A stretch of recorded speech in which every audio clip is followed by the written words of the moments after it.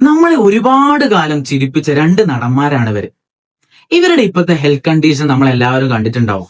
ശരിക്കും ഇവർക്ക് രണ്ടുപേർക്കും എന്താണ് രോഗം? ഇവര് രണ്ടുപേരും ക്രോണിക് കിഡ്നി പേഷ്യൻസ് ആണ്.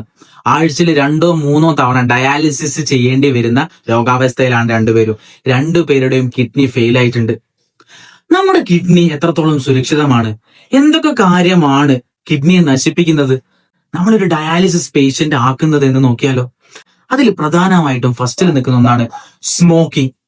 സ്മോക്കിംഗ് കിഡ്നിയിലെ ബ്ലഡ് വെസൽസിനെ നശിപ്പിക്കുന്നു. ഡയബറ്റീസും ബ്ലഡ് പ്രഷറും കൂട്ടി കിഡ്നിയുടെ ഫിൽട്രേഷൻ തടയുന്നു. രണ്ടാമത്തെ മെയിൻ ഫാക്ടറാണ് പ്രമേഹം. പ്രമേഹ രോഗികൾക്ക് ഡയബറ്റിക് നെഫ്രോപ്പതി എന്ന് പറയുന്ന ഒരു രോഗാവസ്ഥ ഉണ്ടാകും. അത് ഡയറക്റ്റ് ആയിട്ട് കിഡ്നി ഫെയിലിയറിലേക്ക് എത്തിക്കുന്നു.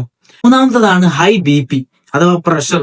കൂടുതൽ പ്രഷർ ഉള്ള ആൾക്കാർക്ക് ഹൈപ്പർടെൻസി നെഫ്രോസ്ക്ലിറോസിസ് എന്ന രോഗാവസ്ഥ വന്ന് കിഡ്നി ഫെയിലിയർ ആവുകയാണ് ചെയ്യുന്നത്. അമിതമായിട്ട് ഷുഗർ അടങ്ങിയിട്ടുള്ള ശീതള പാനീയങ്ങൾ കഴിക്കുന്നത് ഡയറക്റ്റ് ആയിട്ട് കിഡ്നിയെ നശിപ്പിക്കുന്നു. അമിതമായിട്ട് ഉപ്പടങ്ങിയിട്ടുള്ള ഭക്ഷണങ്ങളാണ് ക്രോണിക് കിഡ്നി ഡിസീസിന്റെ രണ്ടാമത്തെ കോസ്. അതായത് അമിതമായിട്ട് ഉപ്പടങ്ങിയിട്ടുള്ള ബേക്കറി ഐറ്റംസ്, അച്ചാറുകള്, അതൊക്കെ അമിതമായിട്ട് കഴിക്കുന്നത് കിഡ്നി ഫെയിലിയറിന് കാരണമാവുന്നുണ്ട്.